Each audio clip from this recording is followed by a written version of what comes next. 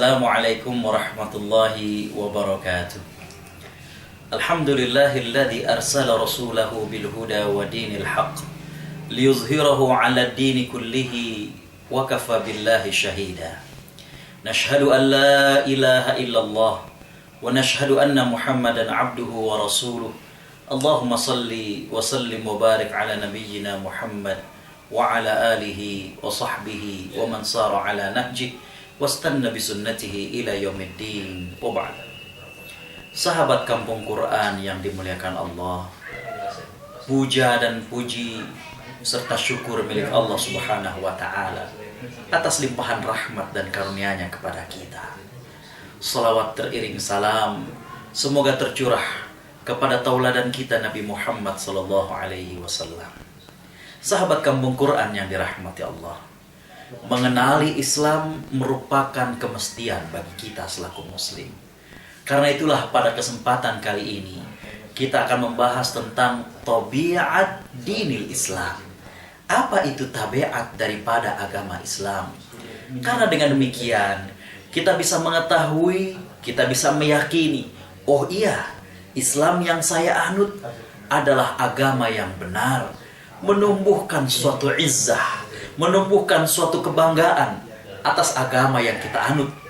Itulah kita saksikan bagaimana sahabat Rib'i bin Amir pada saat beliau masuk ke tenda daripada pemuka orang kafir pada saat itu, di mana pada saat beliau kemudian ditanya tentang Islam, maka beliau dengan gagahnya mengatakan bahwa kami diajarkan Islam untuk mengeluarkan manusia min ibadatil ibad ila ibadati rabbil ibad, dari mengeluarkan manusia menjadi hamba terhadap manusia, selanjutnya mereka dikeluarkan dan menjadi hamba daripada Tuhan manusia. Sahabat kampung Quran yang dirahmati Allah, ada beberapa tabiat Islam. Yang pertama sekali adalah bahwa Islam merupakan agama yang al-khalis al-fitri, agama yang tulen dan agama yang sesuai dengan fitrah. Agama yang tulen artinya adalah agama yang berasal dari Allah Subhanahu wa ta'ala. Karena agama ini berasal dari Allah Subhanahu wa ta'ala, maka pada saat nantinya para pemeluk Islam dianjurkan untuk kemudian hanya menghamba kepada Allah Subhanahu wa ta'ala. Dengan demikian, maka muslim tersebut akan menjadi pribadi yang mukhlis. Karena Islam adalah agama yang fitrah, sesuai dengan fitrah manusia, maka dia akan menjadikan pemeluknya, artinya muslim dan muslimah, menjadi orang-orang yang hanif, menjadi orang-orang yang memiliki bagaimana kebatinan, bagaimana kefitrahan mereka sesuai dengan apa yang diarahkan oleh Allah Subhanahu wa ta'ala. Sahabat kampung Quran yang dirahmati Allah, Allah Subhanahu wa ta'ala menjelaskan kepada kita tentang fitrah. Allah Subhanahu wa ta'ala berfirman dalam surat 30 ayat 33, A'udzu billahi minasyaitonir rajim. Fa'aqim wajhaka lid-dini hanifa fitratallahi allati fatara an-nasa 'alaiha la tabdila li khalqillah. Maka hadapkanlah wajahmu ke agama yang hanif ini, di mana sahabat Quran yang dirahmati Allah, agama yang hanif ini mengajarkan kepada umatnya untuk selalu mengarah kepada Allah Subhanahu wa ta'ala, membersihkan dari kemusyrikan, baik syirik besar maupun syirik yang kecil. Syirik kecil yang sebagaimana disampaikan oleh Nabi sallallahu alaihi wasallam, inna akhwafa ma akhafu alaikum asyirkul asghar ala wahyar riya. Sesungguhnya yang aku khawatirkan bagi kalian adalah syirik kecil, dan itu adalah riya. Atau kama qala sallallahu alaihi wasallam. Para ulama mengatakan ketika riya, di mana kita memasukkan zat lain selain Allah Subhanahu wa ta'ala dalam niat dan motivasi kita beramal, maka akan muncul sifat yang berikutnya, yaitu ujub. Di mana ujub adalah seseorang merasa bangga dengan dirinya. Ini juga dikhawatirkan oleh Nabi SAW. Nabi mengatakan agar kita memangkas sekiranya sudah mulai ada benih-benih ujub. Kata Nabi SAW, "Thalathun muhlikat." Ada 3 hal yang akan membinasakan manusia. Yang terakhir dalam hadis itu Nabi SAW mengatakan wa'ijabul mar'i bi ra'ih, dan seseorang merasa bangga dengan pandangannya.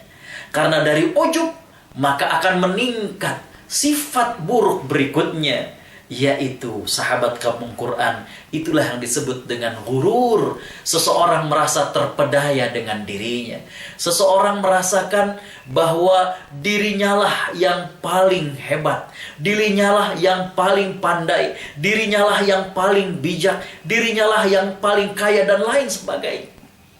Kalau sudah masuk kepada yang disebut dengan ghurur, maka berarti satu langkah lagi menuju puncak daripada penyakit jiwa. Itulah yang disebut dengan al-kibr, itulah yang disebut dengan sombong. Yang itu pernah dicontohkan oleh iblis, yang mana iblis kemudian diusir oleh Allah Subhanahu wa taala dari surga karena iblis sombong dengan mengatakan kepada Allah Subhanahu wa taala pada saat Allah meminta kepadanya untuk sujud penghormatan, bukan sujud ibadah, sujud penghormatan kepada Adam. Iblis mengatakan, ana khairun minhu, khalaqtani min narin wa khalaqtahu min nur, khalaqtahu min tin. Maaf. Engkau menjadikan diriku, engkau menciptakan diriku dari api, dan engkau menjadikannya, yaitu Adam, daripada tanah liat. Sahabat kampung Quran yang dirahmati Allah, jadi dengan demikian tabiat daripada Islam, tabiat daripada agama Islam yang pertama adalah Islam merupakan agama yang al-khalis al-fitri. Islam adalah agama yang mengajarkan kepada kita ikhlas, tulus, dan sesuai dengan fitrah. Di mana keikhlasan kita ini hanya menjadikan Allah sebagai yang kita sembah, membuang kemusyrikan-kemusyrikan, baik tadi seperti yang saya jelaskan, syirik kecil atau riya maupun syirik besar, dan itu adalah menyekutukan Allah Subhanahu wa taala waliyadzubillah. Mempercayai para dukun, mempercayai hal-hal yang lain, itu merupakan bagian daripada kemusyrikan.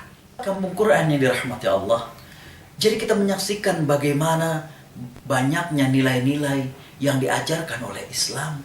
Dan itulah karenanya Nabi SAW akan menjadi pembawa rahmat bagi alam semesta, dengan Nabi SAW merupakan penyempurna daripada akhlak. Sahabat kampung Quran yang dirahmati Allah, selain itu tabiat Islam bukan saja qayyim tapi juga minhaj, di mana mengandung konsep yang dapat membangun manusia, yang dapat meningkatkan manusia, baik membangun hubungan dia dengan Allah Subhanahu wa taala maupun membangun karakter daripada dan kapabilitas dari manusia itu. Kita saksikan bagaimana bangsa Arab yang tadinya mereka adalah bangsa yang jauh dari peradaban. Saat itu orang mengenal bahwa dua peradaban besar, yaitu Persia dengan Romawi. Tapi kita menyaksikan bagaimana ketika Islam mensibghah, Islam mewarnai bangsa Arab, maka mereka menjadi pribadi-pribadi yang berkarakter, pribadi-pribadi yang tangguh. Mereka menjadi pribadi-pribadi yang berani, menjadi pribadi-pribadi yang memiliki adab. Selain itu, mereka menjadi pribadi-pribadi yang meningkat kemampuan mereka. Tidakkah kita saksikan sahabat kampung Quran yang dirahmati Allah, ketika sahabat Amr bin As dan anaknya Abdullah bin Amr bin As, mereka berdakwah ke Mesir. Merekalah yang pertama kali menyampaikan dakwah di benua Afrika, dan itu adalah di Mesir. Dan mereka kemudian membangun masjid pertama di benua Afrika, dan itu adalah di Mesir. Yang menarik adalah bahwa mereka bukan saja membangun masjid, tapi mereka membangun peradaban. Bagaimana irigasinya, bagaimana kita lihat mereka membangun masyarakatnya. Itulah karenanya kalau kita rajin membaca sirah, kita akan dapatkan dalam beberapa subtema dengan judul As-Sahabah alladzina massarul qura, para sahabat yang berhasil menaikkan taraf kampung menjadi sebuah kota. Jadi Islam selain dia qayyim, dia juga minhaji. Itulah yang menjadikan muslim pemeluknya mereka akan memiliki husnul khuluq, dan mereka juga menjadi orang-orang yang minhaji, orang-orang yang memiliki akhlak yang baik, namun mereka juga menjadi orang-orang yang berkembang, bertambah karakter yang mereka miliki. Sahabat kampung Quran yang dimuliakan Allah Subhanahu wa taala, selain qayyim dan minhaj, maka Islam merupakan agama yang al-ahkam wal akhlaq.